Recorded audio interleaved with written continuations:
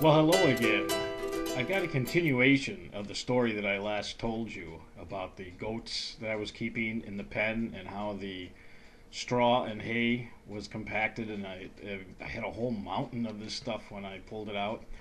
Well, I had another farmer friend who I think he thought he had a sense of humor. He told me this was in April to go ahead and spread all that out on my garden. I had a 100 by 120-foot garden, and so I did, and I tilled it under, but he didn't tell me that it takes about a year for that to compost.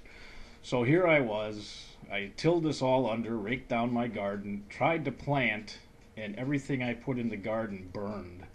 The nitrogen in the soil was just way too high. And to make matters worse, when it rained, all that straw and hay acted as a liner, and my garden filled up like a swimming pool. So I had a pond most of that summer.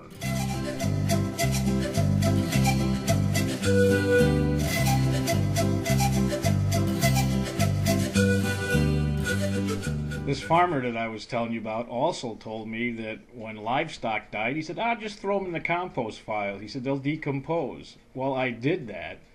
And when I went to use the compost a couple of years later, all I had was bones. It was like digging up a graveyard because the bones don't decompose. So I think this farmer probably had a couple of good laughs off of me.